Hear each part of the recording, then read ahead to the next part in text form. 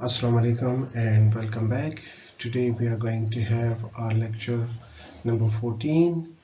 In this lecture we are going to do one problem, one numerical problem on convolution sum.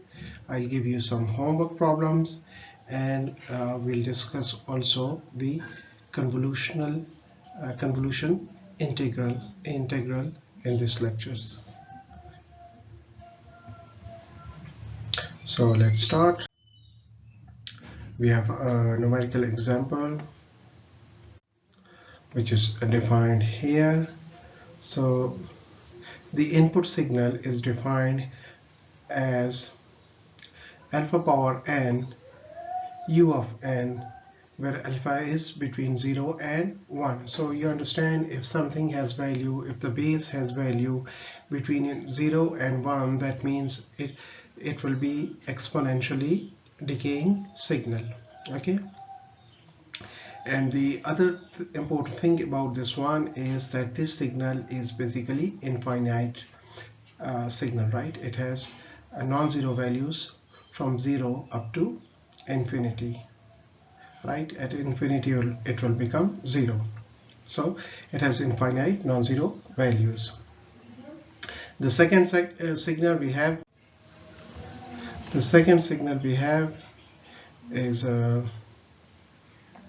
h of n, the response signal, which is also from 0 up to infinity. So we have two infinite signals and we have to find the convolution of these signals. So you understand, the first step is to plot the two signals. So if we plot the two signals, it will be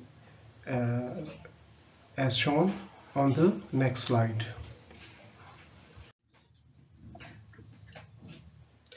So the input signal is plotted versus n as shown here. So because input signal equals to alpha power n multiplied by u of n, so if you take the product, that means if any signal is 0, the product will be equal to 0. Now since u of n equals to 0 for n is less than 0, so when n is less than 0, the product will be 0. So that's why this signal is 0 from minus 1 up to minus infinity. Okay. The second signal, which is response, is equal to h of n, which is equal to u of n.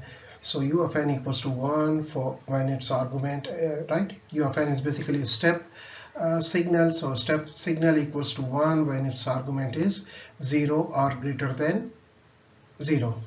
So in this case, this is n, so that means argument is n. So if n is 0 or greater than 0, this signal will be 1. So that's why it's plotted here as 1 from 0 up to infinity. So remember, both the signals are infinite signals. Okay. So the second step is that we replace the independent variable by k. So previously it was x of n equals to alpha power k u of alpha power n u of n. Now it will be x of k, and x of k is equal to alpha power k u of k. Similarly, the response is now h of k equals to u of k, which is plotted here. Okay. The next step is that we reflect any of these signal. Either we reflect the response signal or we reflect the input signal. So here we are reflecting the response signal. So previously it was from 0, okay, 0 to infinity. Now it will be from 0 up to minus infinity. I hope you understand the idea how we reflect the signal. So the next step is that we shift the reflected signal. So if I add some negative value, right, n is some negative value. So you understand that for shifting we have the parameter n naught. If n naught is positive, the signal is shifted right, and if n naught is negative, in that case the signal is shifted left. So in this case we take a big negative value of n, so that means h of minus k was here, 0 to minus infinity.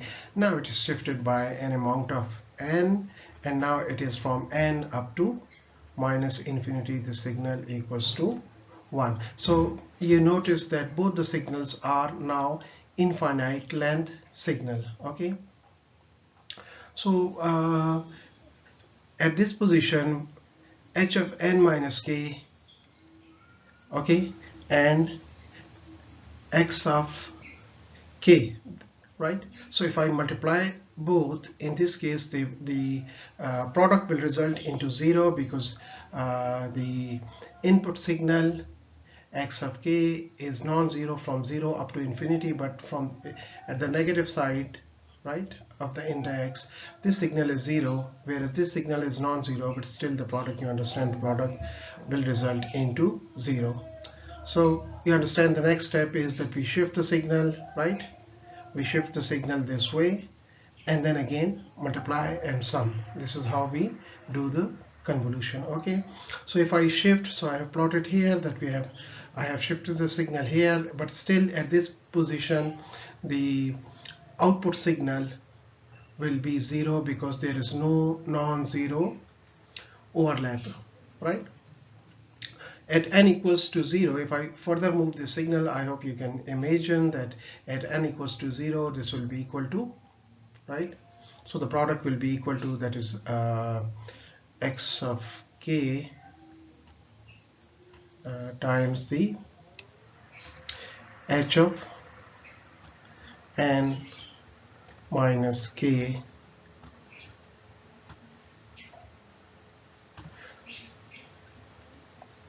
right. This will be equal to it will have non-zero value, right? So we can say that y of n, okay, y of n, rather I should write here, y of n equals to summation, okay. So at n equals to 0, k is 0, and we have non-zero overlap, okay. So the product of the two will be how much? X of k is alpha power k, right? And h of n minus k is basically 1, so that means we can write that this is basically alpha power, right? So this whole product results into alpha power k, right? And when this will happen, what should be the values of n for which this happens is when n is 0, right? If n is again 1, we have non-zero overlap, n equals to 2, and you see the corresponding samples are non-zero, so we'll have the non-zero product, and then which is followed by the summation. So the product will be equal to alpha power n, because one signal is 1 and the other one is alpha power k. So if you multiply, one is, you understand, one is multiplicative identity, you multiply anything by 1, you get the same thing, so that means we should get alpha power k. So you see this is valid, and the upper limit for this will be n. You understand that, right? So let me write in a precise form. So that means y of n equals to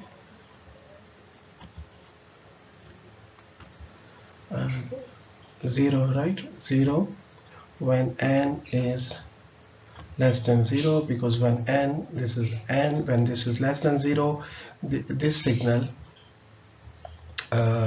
this is 0 for negative values, so that means it will be equal to 0, right? The next step will be summation, and you understand, and this next step we should have the partial overlap. So you know, in partial overlap we have lower limit fixed and the upper limit will be n, right? And the product of the two will be, because this signal is 1 and this is alpha power k, so we should get alpha power k, okay. So we have partial overlap for n equals to 0, n equals to 1, n equals to 2, n equals to 3. So you understand, because this is infinite, so that means we will have only partial overlap. So that means the output, which is y of n, equals to summation k running from 0 up to alpha power k, and this is valid for when n is equal to or greater than 0. So when n is equal to or greater than 0, this representation is valid, right? So if you move, but because the two series are the two sequences are infinite, so that means we will always have the partial overlap. So that means we have, for these two infinite sequence, we'll have only two interval, right? The first interval is non-zero overlap, and this happens when n is less than 0. And the second is partial overlap, and this happens when n equals to 0 or greater than 0. So you understand, this is summation k running from 0 up to n alpha power k, and because alpha is not equal to 0, we can write this as right, you might know the formula. So we have a formula, summation k running from 0 up to m minus 1 and beta power k. So this results into 1 minus beta power m divided by 1 minus beta. So this is the summation formula where beta is not equal to 1, right? So when beta is not equal to 1, if we sum, because if you look at this one, right, so this will result into this. Okay, so I can replace the value here. This is alpha power k, and it's running from 0 up to n. So you see the upper limit is m minus 1, the power of beta is m, that means upper limit plus 1. So here the upper limit is n, so that means I can write this will result into alpha power 1 minus alpha power n plus 1 divided by 1 minus alpha. Okay, so we can still write a more generalized way of it, and we can say y of n equals to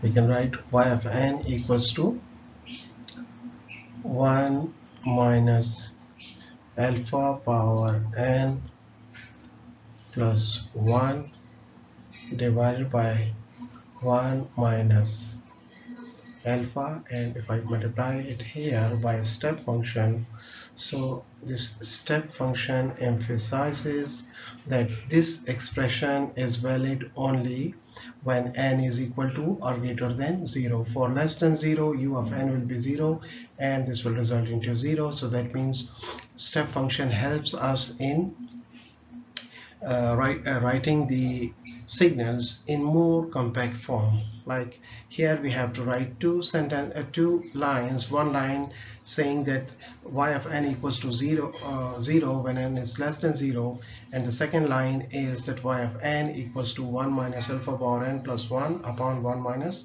alpha, right?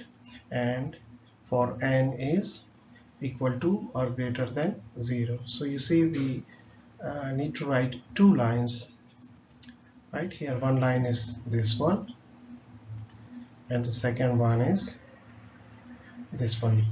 Okay, but if we use a step function, we can write it in more compact form, and we just write this one.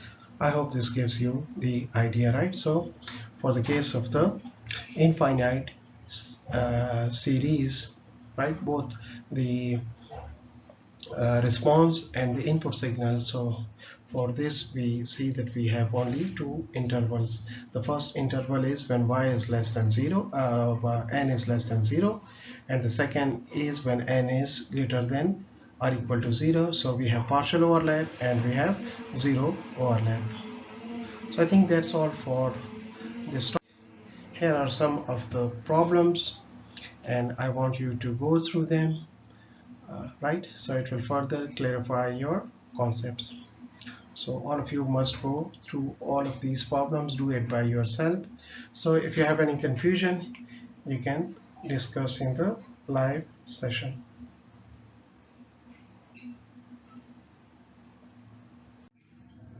So let's move to the second topic, that is the convolution integral. So just like the convolution sum, we represented discrete time signals in terms of scaled and shifted impulses. So exactly in the same way, we can represent any continuous time signal in terms of scaled and shifted impulses as represented here, right? For the discrete time case, if you recall, it was x of n, and we said x of n equals to summation, right? K running from minus infinity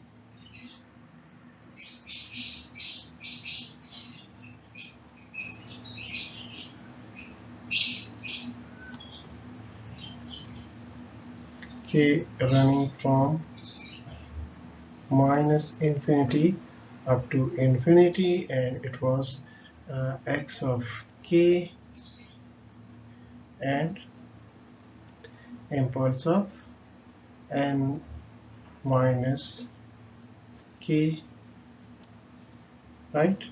So where x of k represents scale of the impulse, and here k represents the shift. So there we said that we can represent any discrete time signal in terms of scaled and shifted impulses. So exactly in the same way, we can represent any continuous time signal in terms of scaled and shifted impulses. And hope you understand why we do this, because we are dealing in this chapter with in the time domain analysis of linear time invariant systems, right? So because for the linear and time invariant systems, we can represent output as the convolution of the signal with the impulse response, right? So if the system is linear and time invariant, then the representing signal in terms of scaled and shifted impulses gives us the chance to use the convolution to find the output, right? So similarly to what we have for a discrete time case, the convolution integral can be written as x of tau, where x of tau is the scale, right, of h of t minus tau, which is h of t minus tau is the impulse response of the system. And you know, the impulse response is basically the output of the system if the input is impulse, right? So here we represent, like in case of discrete time signals, we summed over the all values, that is from minus infinity up to infinity, right? The k variable, the variable of summation, right? X of k and h of n minus k, right? So that was for the discrete time case. For the continuous time case, you understand, in continuous time, summation is replaced by the integration, right? And again, this is the same scaling thing. So just like we did in discrete time case, that in discrete time case we use the steric symbol to represent the convolution. So exactly, because this is also convolution, but the variable here will be t instead of n, because we are now dealing with the time domain signal, right? So we'll not go for the derivation of representing the discrete time signal, the continuous time signal in terms of scaled and shifted impulses, but straight away we use this equation. So let's go to the next section where we are having a continuous time signal and its response, and we want to find the output of this signal. So if you look at this one, the input signal, so input signal is, if you look at the u of t multiplication, so I hope it gives you idea that this signal will be 0 for time is negative, right? So that means it will only exist on the positive side of the time axis. For negative side it will be 0. And another thing, because a is greater than 0, what does it signify? It says that a is positive. When a is positive, that means here we have a negative, so that means this will result into exponentially decaying signal, right? And also it says that this signal exists from 0 up to infinity, and this is the response signal, which also exists from 0 up to infinity, right? So the first step is we'll use this similar procedure as we did for the convolution sum. In convolution sum we used a graphical method, right? Here we'll also be using the graphical method, but there that means I mean in case of discrete time signal we had the convolution sum, right? So here we'll have the convolution integral, that is we had to find the non-zero overlap, or the cases where we had non-zero overlap, we were just in all cases we were just multiplying and summing. Now we'll be multiplying and integrating. So that's the difference, just summation and integration. All the remaining steps, they are quite similar. Okay, so the first step is let's plot the signal. So that is we can say this will be exponentially decaying signal, something like this. Okay, or let me change the color. Okay, so we have something like this. So this is our exponentially decaying signal, that is t here, and this is your x of t. Okay, similarly we plot the another signal which is u of t, so it's quite straightforward. Just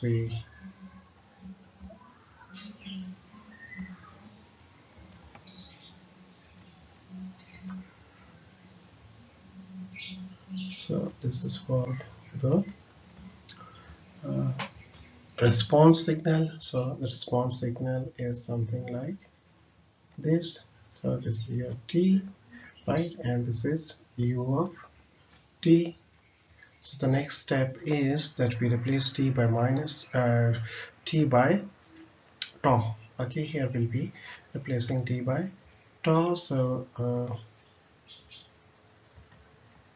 I say, okay, I replace it by tau. So this x is also replaced by tau. Okay, you should make your separate figures for this, because here it's a little difficult to do it. So I'll just replace the t with tau. Okay, then the next step was to reflect any signal, right? Any input signal or the response signal. So by this, so that means x of t, which was previously e power minus a power t, now will be a power tau, and this is u of tau. Okay, so we reflect one of the signals. So let's reflect the response signal. So the reflected version of the response signal will be something like this. Okay, you understand how to reflect. You keep a mirror here, right, and from this direction look into the mirror. So this thing will be reflected this side. Again, you put the mirror here, and from this side look at into it. So because all signal is 0 at this side, right? So we will have 0 on this side. So this is your ta, and this is your because this is the response signal h of ta, right? So now what you get is h of minus ta. So similar to what we did in case of discrete time signal, we again add some negative value here. We give it a shift to the to the left side, right? So to give it shift to the left side, we need some negative value. So let we have some value t, right? So we shift it by that amount. So that's your original signal. This is tau, and this will be your h of t minus tau. Okay, so originally it starts from 0, because now we give it some shift, so it will start, for example, here.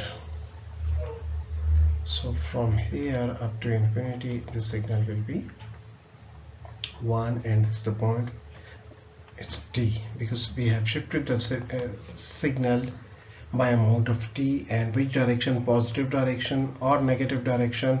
So negative direction, why? Because the shift is negative, right? So because if you recall, you know that x of t minus t naught, right? So if t naught is positive, then the signal will be shifted to the right side. If t naught is negative, then it is shifted to the left side. So now we take that t has some negative value, so this is the original signal. If I add some negative value to it, it will be shifted to the this way, right? So the resulting signal is represented by this. And now the next step is, like there we were multiplying the corresponding values and summing them. So now we'll be doing the same thing, that is multiplying the but instead of summing, we'll be integrating, because there we have discrete variable and here we have continuous variable. So in case of continuous, we integrate.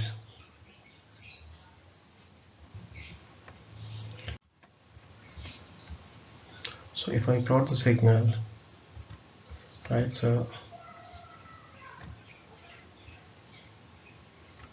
this is the original signal, right? This is the tau, and this is basically e power minus a tau u of tau. Okay, and if I plot the down here,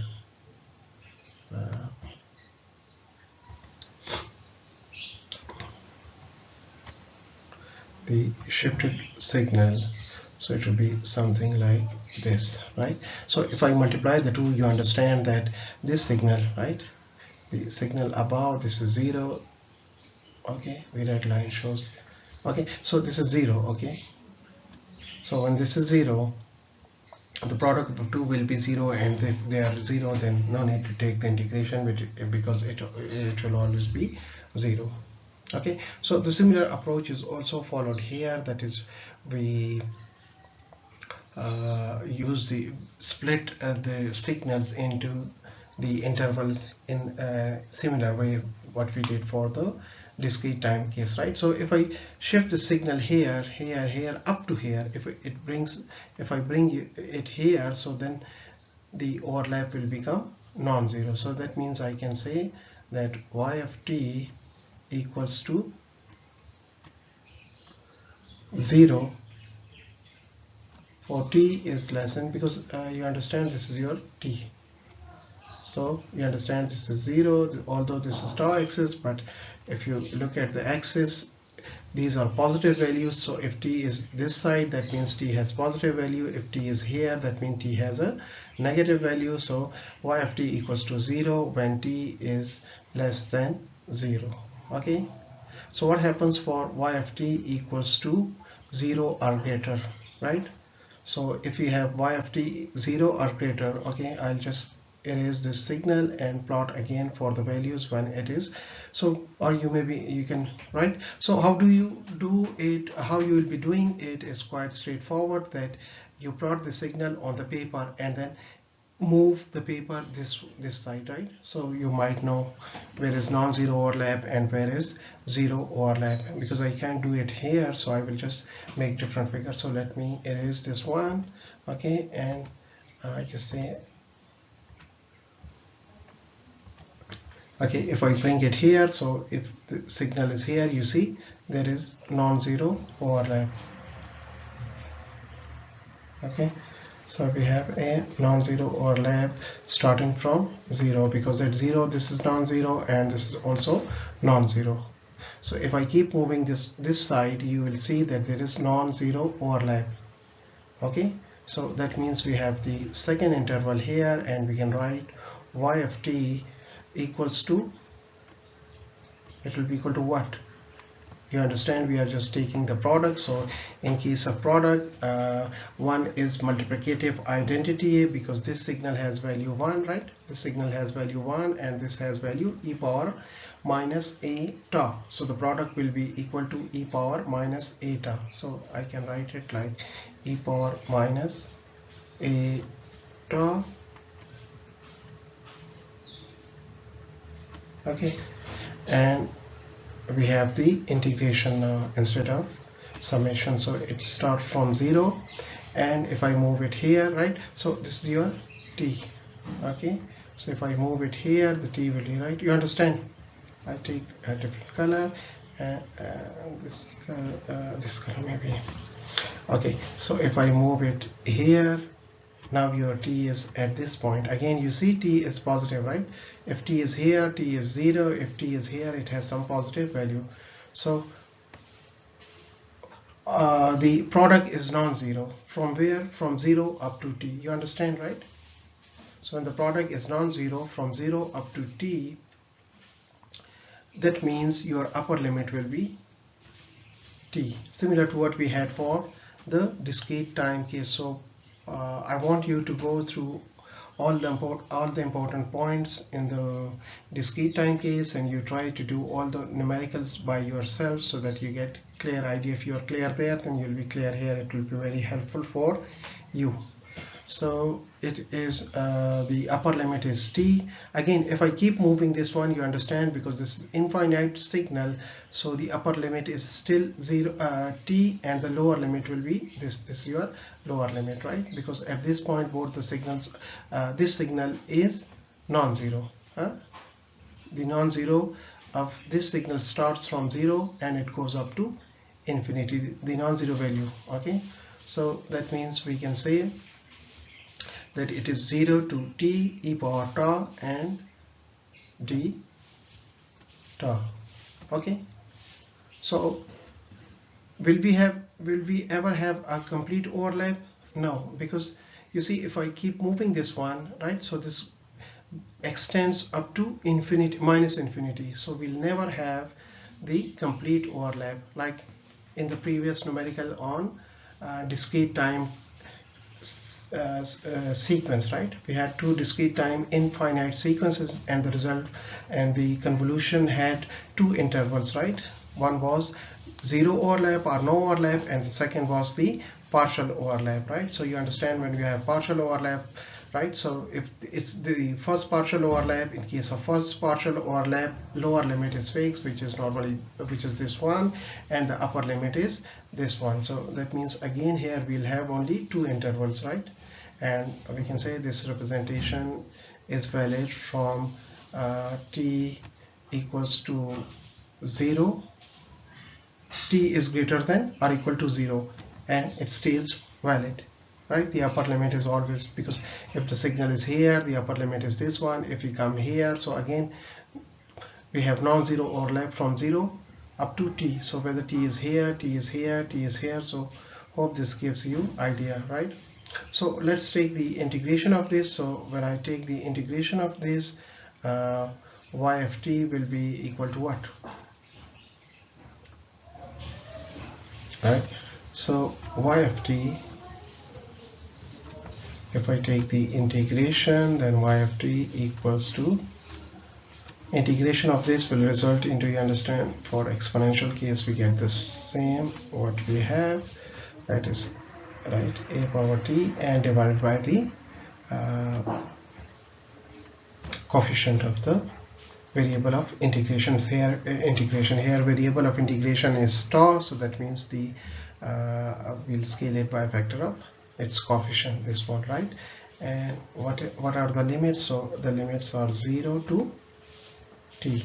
Okay, so if I further simplify, so I get by putting value, so by putting value the upper limit, I'll have something like e power minus a t, right? And minus the lower limit, so lower limit is 0, so e power 0, right? And divided by minus a. So e power 0, you understand, is 1, so it will be e power minus 80, right? Okay, let me write e power minus 80 and minus 1 divided by minus a, right? So if I take minus as common from here, okay, if I take minus common here, so when I take minus common here, this will become minus and this will become plus. This minus cancels with this 1, so I get y of t equals to, right, I straight away right here, so it will be how much? It will be 1 minus e power minus a t divided by a, right? So we have two intervals of y. One is y of t equals to 0 when t is less than 0, and for the other interval, which is t greater than 0, we have this expression, right? So we can write it in compact form utilizing the step function. So we can write that y of t equals to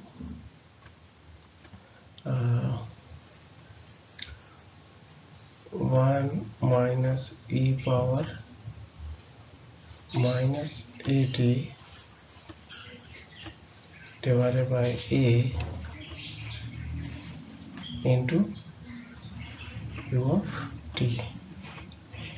So by writing this, both the intervals are described in this compact form, because when you multiply by u of t, it means when t is less than 0, this will be 0.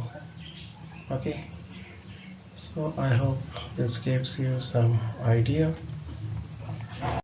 Let's consider one more example as defined here. So the input signal is x of t, which is equal to 1 for t is greater than 0 and for t is less than 0, and the second signal is defined as h of t. This is basically the response. So response equals to t for t is greater than 0 and less than or equal to 2t. So the first step is, let's plot the two signals.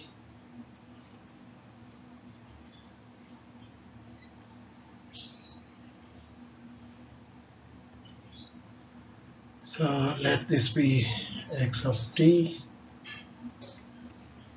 and this is equal to 1 for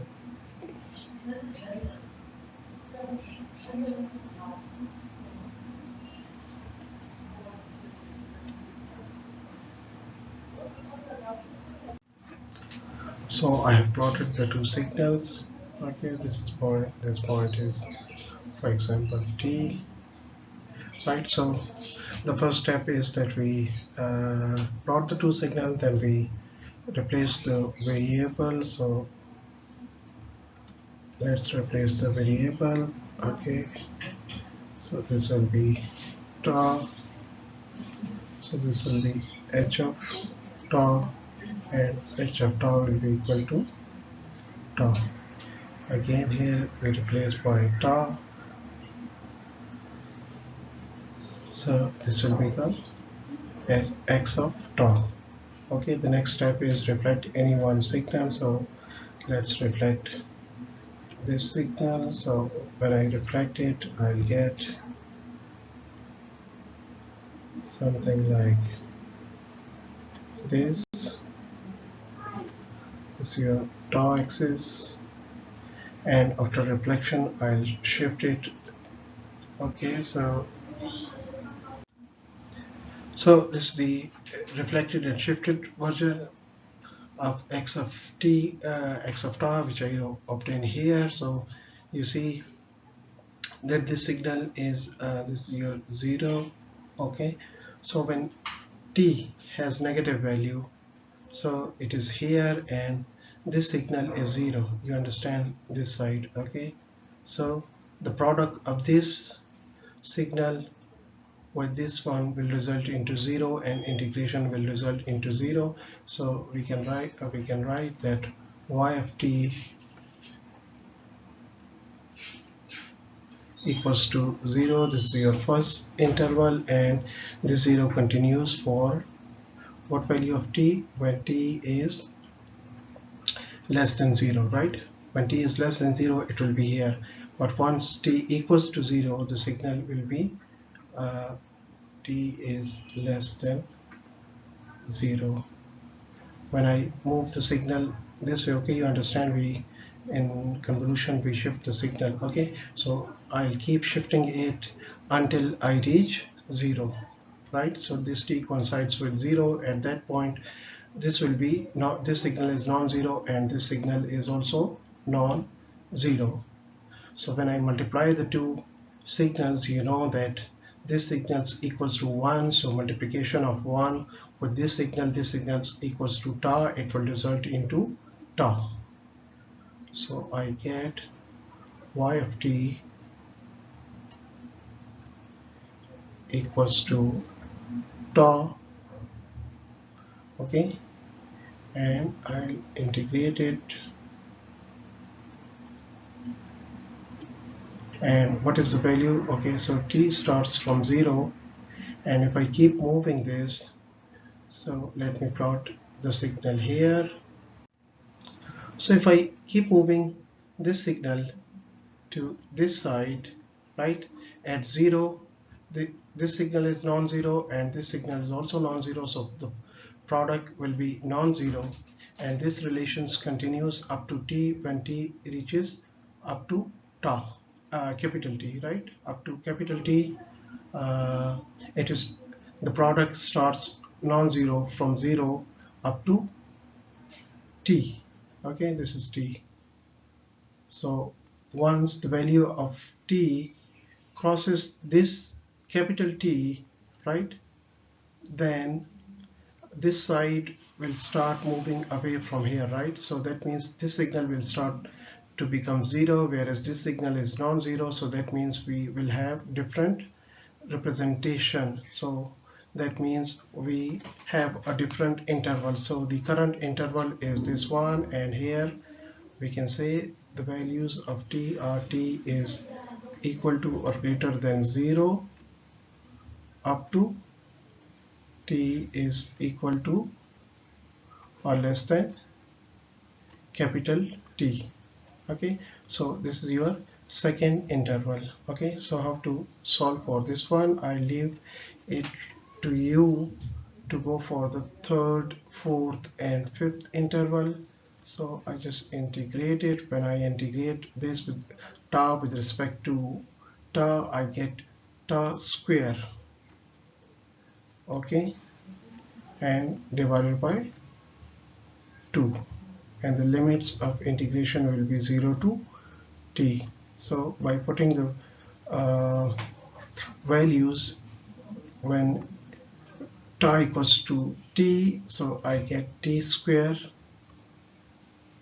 divided by 2, and this representation is valid for the values of t which are 0 to t. Okay, so we get t square by 2 for the second interval.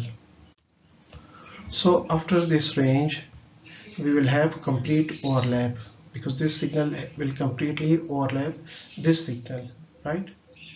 So if I move it beyond this, I will have the complete overlap, and it will continue until the t reaches this point, because once it reaches this point, after crossing this point, you can see that this signal is 0. So that means you will have the third interval, the fourth interval here, right? So that means the third interval will be something like y of t, okay? And you know the product of the two will always be equal to tau, because one signal, this signal is 1 and this signal is tau, so the product will result into tau. And the values of integration, because now we have the complete overlap, so you understand that in case of complete overlap, the lower limit will also be variable. So the lower limit, previously it was 0, okay? Now the lower limit will be t minus capital T, okay? So this is t minus capital T, and the upper limit still will be t, because, so you understand, in case of complete overlap, we have the upper limit and lower limit, they both are variable, and the values of t for this will be t is equal to or greater than capital T, and it should be less than 2 times the capital T, because the moment it reaches here, this signal capital T, this signal will become 0. So that's your third interval, right? So if I integrate it, I'll get something like what is the integration of tau with respect to tau? So it's again tau square by 2, and the limits of integration are t ranging from this up to the lower limit is this one, and the upper limit is t, right? So when you put the values, you get 1 by 2 here, okay? This is the scaling factor, and we can write the upper limit is basically t, so it so if you replace it here, it will become t square minus the lower limit. So what is the lower limit? Lower limit is t minus the tau whole square. So when I expand this, I'll get y of t equals to 1 by 2